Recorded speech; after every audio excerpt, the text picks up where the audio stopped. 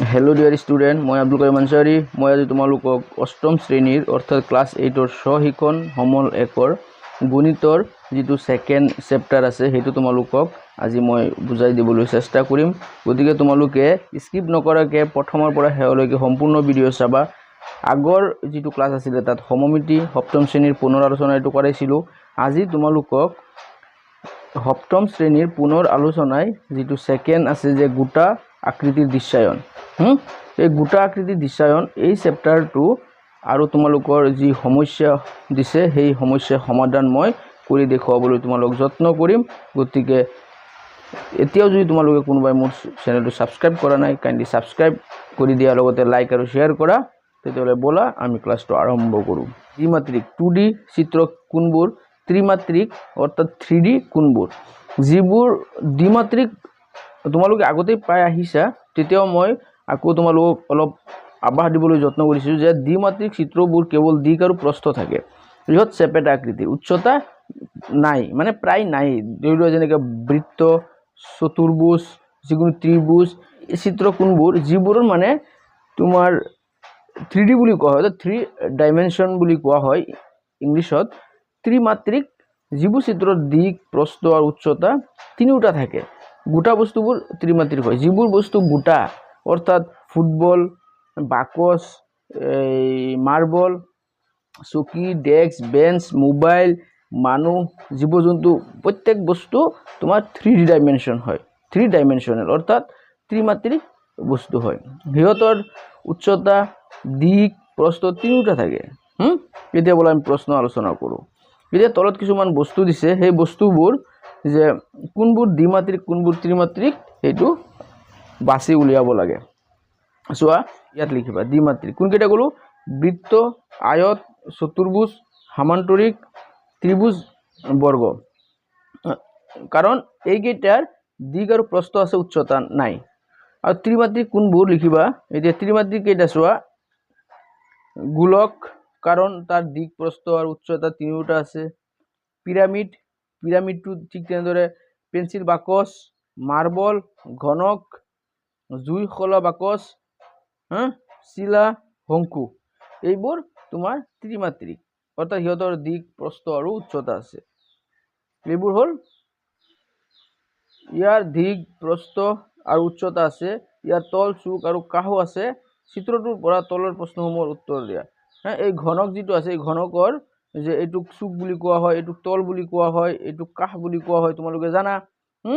এতিয়া কিছুমান প্ৰশ্ন আছে প্ৰশ্নবোৰ উত্তৰ দিয়া।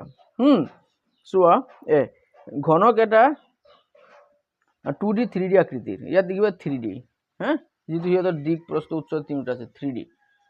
ইয়াৰ তলৰ সংখ্যা কেইটা ঘনক এটাৰ তলৰ সংখ্যা কেইটা চোৱা তল কেইটা এইপিনে এটা এইটোৰ অপজিটে আছে আৰু এটা দুটা এইটো এটা চাৰিটা আকৌ তলত এটা ওপৰত এটা কেইটা হল ছটা ইপিনে এটা দুটা তিনিটা চাৰিটা পাঁচটা ছয়টা অৰ্থাৎ তল আছে ছয়টা তাৰ ঘনকৰ তল ছয়টা বুজি পালা ঘনকৰ তল 6 ইয়াত লিখিবা 6। তাৰপিছত ইয়াৰ চুকৰ সংখ্যা কেইটা চুক কেইটা আছে চোৱা এইটো এটা চুক এইটো এটা চুক এইটো এটা চুক এইটো এটা চুক চাৰিটা চুক এইপিনে চাৰিটা আৰু চাৰিটাৰ বিপৰীতে আছে এইটো এটা দুটা তিনিটা চাৰিটা কেইটা হল 4 4 8টা অৰ্থাৎ ঘনকৰ চুক হল 8টা। ইয়াত লিখিবা যে ঘনকৰ চুক 8। ইয়াৰ কাষৰ সংখ্যা কেইটা অৰ্থাৎ সাইড ঘনকৰ সাইড কেইটা আছে ঘনক এটাৰ সাইড চোৱা সাইড কোনবোৰক কয় এই যিবোৰ তোমাৰ এই চুক আৰু এই তল যত আহি লগ লাগিছে দুটা তল যত লাগ লাগিছে এই মাজৰ যিটো ৰেখা আছে এইটো কাহ বুলি কোৱা হয়। এইটো এটা কাহ দুটা কাহ তিনিটা কাহ চাৰিটা কাহ এইপিনে চাৰিটা আছে তলত আছে চোৱা এটা দুটা তিনিটা চাৰিটা কেইটা 8টা ওপৰত আছে কেইটা 1 2 3 4 কেইটা 12টা অৰ্থাৎ এটা ঘনকৰ কাহৰ সংখ্যা কেইটা 12টা। তোমালোকে জুই হলাৰ বাকস আছে সেইটো হাতত লৈ ইয়াত তোমালোকে চাব পাৰা কেইটা আছে কাহৰ সংখ্যা 12টা।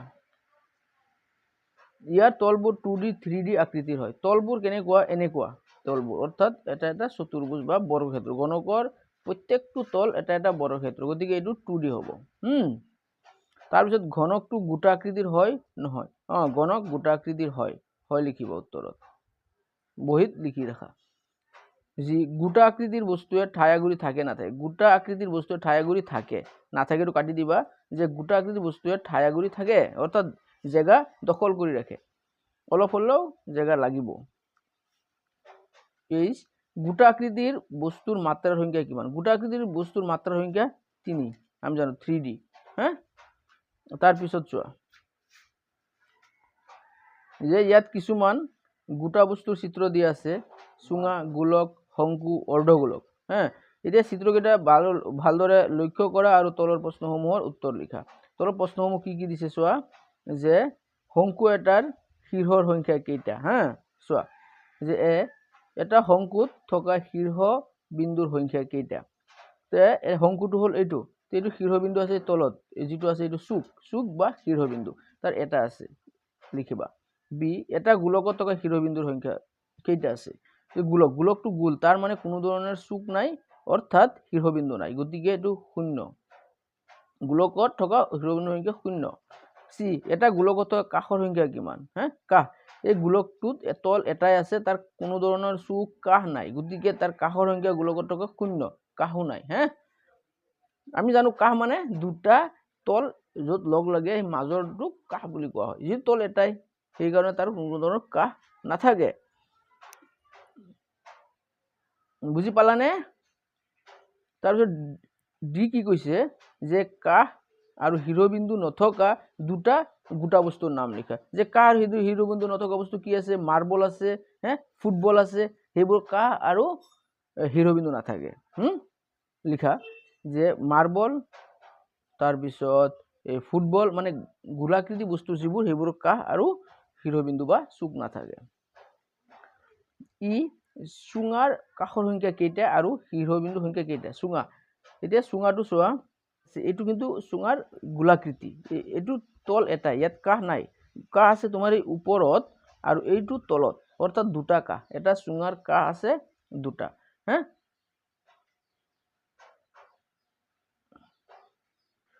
চুঙাৰ কাহৰ সংখ্যা 2 আৰু শীৰ্ষবিন্দুৰ সংখ্যা অৰ্থাৎ চুকৰ সংখ্যা তেতিয়াহ'লে চুক নাথাকে এটা চুঙাৰ চুক নাথাকে চোৱা চুঙাটো এই চুঙাটো যিটো আছে এই চুঙাটো এইপিনে এনেকুৱা এইপিনে এনেকুৱা গোল আৰু এইপিনে যিটো লাগি আছে তোমালোকেতো চুঙা চিনি পোৱা যে পাইপ যিবোৰ আছে এইবোৰৰ চুক নাথাকে কিন্তু সংখ্যা আৰু তলৰ সংখ্যা কেইটা যে বৰ্গাকৃতিৰ যিবোৰ আছে পিৰামিড এইটো চোৱা শীৰ্ষবিন্দু ইয়াত তোমালোকে গন্তি কৰিব পাৰা এইটো বৰ্গাকৃতি পিৰামিড এই চোৱা এটা ওপৰত আছে চুক 1 এইপিনে এটা আছে 2 এইপিনে আছে এটা 3 4 5 আৰু তলৰ সংখ্যা তল কেইটা আছে চোৱা তলত আছে এটা বৰ্গাকৃতি তল এইপিনে আছে এটা দুটা এইপিনে আছে এটা তিনটা এইপিনে এটা আছে চাৰিটা আৰু হেতু সাইডত এটা আছে কেইটা হল পাঁচটা অৰ্থাৎ তোমাৰ চাৰিওফালে আছে চাৰিটা 1 2 3 4 আৰু তলত আছে এটা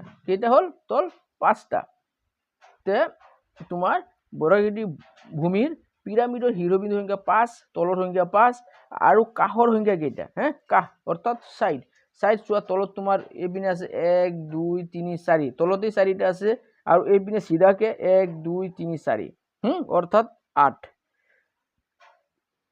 বৰ্গাকৃতি ভূমিৰ পিৰামিডৰ শীৰ্ষবিন্দুৰ সংখ্যা 5 তলৰ সংখ্যা 5 আৰু কাষৰ সংখ্যা কেইটা 8 আকৃতিৰ ভূমিৰ পিৰামিডৰ শীৰ্ষবিন্দুৰ সংখ্যা তলৰ সংখ্যা কাষৰ সংখ্যা চোৱা ইয়াত চোৱা ছবিটোলৈ মন কৰা চোৱা এই ত্ৰিভুজ আকৃতিৰ পিৰামিডৰ কাষ চুক আৰু শীৰ্ষবিন্দু কেইটা প্ৰথমতে শীৰ্ষবিন্দু চোৱা যে তোমাৰ চোৱা তলত ত্ৰিভুজ আকৃতিৰ অৰ্থাৎ 1 2 3 তিনিটা আছে কোণ বা চুক বা শীৰ্ষবিন্দু আৰু ওপৰত আছে এটা এই তিনিটা পিঠি ইয়াৰ পৰা এনেকে যে ওপৰলৈ উঠি গ'ল উঠি এক জায়গাত জমা হৈ গ'ল গতিকে 1 2 3 4 অৰ্থাৎ পিৰামিড যিটো আছে ত্ৰিভুজ আকৃতিৰ তাৰ শীৰ্ষবিন্দু কেইটা পালো আমি 4টা শীৰ্ষবিন্দু 4টা তাৰ পিছত হিসাব কৰিবলৈ তল কেইটা চোৱা তলত এটা ত্ৰিভুজ আকৃতিৰ তল আছে সেইটো এটা তাৰ পিছত এই ওপৰ ফালে এইফালে এটা তিনটা আৰু এটা কিমান 4টা চাৰিটা শিৰোবিন্দু, চাৰিটা তল আৰু উলিয়াব লাগে তোমাৰ কাহ কেইটা। চোৱা ত্ৰিভুজ আকৃতি 1 2 3 তিনিটা কাহ আৰু এইফালে আছে এটা কাহ, ওপৰত আৰু এটা আছে, তিনিটা। তো তিনিটা আৰু তিনিটা কেইটা, ছয়টা কাহ হল। এটা ত্ৰিভুজ আকৃতিৰ পিৰামিডৰ শিৰোবিন্দু কেইটা, চাৰিটা, তল কেইটা, চাৰিটা, কাহৰ সংখ্যা কেইটা, ছয়টা। হা, তাৰ পিছত চোৱা যে তলৰ তালিকাখন সম্পূৰ্ণ কৰা। তলৰ তালিকাখন কি আছে যে ঘনক, আয়তীয় ঘনক, শংকু, বেলন, গোলক। হ্যাঁ, তার শিৰোবিন্দু কেইটা, তলৰ সংখ্যা কেইটা, কাহৰ সংখ্যা কেইটা। হ্যাঁ, ঘনক, এটা ঘনক লগে লগে এনেকে আঁকিবা তোমালোকে বহিত, আঁকাৰ পিছত হিচাপ উলিয়াবা। এইটো এটা হল ঘনক। হ্যাঁ, চোৱা এতিয়া এই ঘনকটোৰ শিৰোবিন্দু কেইটা, শিৰোবিন্দু 1 2 3 4 5 6 7 8, মানে ওপৰত 4টা তলত 4টা, অৰ্থাৎ 8টা, 8। আৰু তলৰ সংখ্যা কেইটা, তল চোৱা 1 2, ওপৰত এটা তলত এটা, এই সাইডত এটা, এইপিনে এটা, দুটা, 4টা, এইপিনে এটা, এইপিনে এটা, কেইটা, 6টা হল তল। 1 2 1 2 3 4 5 6, কেইটা, 6টা। যেনেকৈ লুডুগুৰি 1ৰ পৰা 6, তেনেকুৱা মানে ঘনক এটা, লুডুগুৰি এটা ঘনক, গতিকে তাৰ তলৰ সংখ্যা 6টা। আৰু কাহৰ সংখ্যা কেইটা, কাহ অৰ্থাৎ সাইড, চোৱা 1 2 3 4 5, কেইটা, 12টা হ'ব। ওপৰত আছে চোৱা 4টা, তলত আছে 4টা, হ্যাঁ, কেইটা, 8টা, আৰু সাইডত থিয় হৈ আছে 4টা, 1 2 3 4, কেইটা হল, 12টা। অৰ্থাৎ ঘনক এটাৰ কাহৰ সংখ্যা 12। বুজি পালা? তাৰ পিছত চোৱা আয়তীয় ঘনক।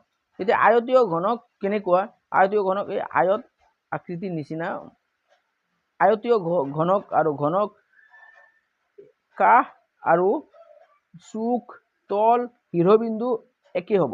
ঘনকৰ যিমানটা হৈছে আয়তীয় ঘনকৰ ঠিক সমানে হ'ব। শিৰোবিন্দু হ'ব তোমাৰ 8টা, তলৰ সংখ্যা হ'ব তোমাৰ 1 2 3 4 5 6, 6টাই হ'ব, আৰু কাহৰ সংখ্যা তোমাৰ 12টাই হ'ব।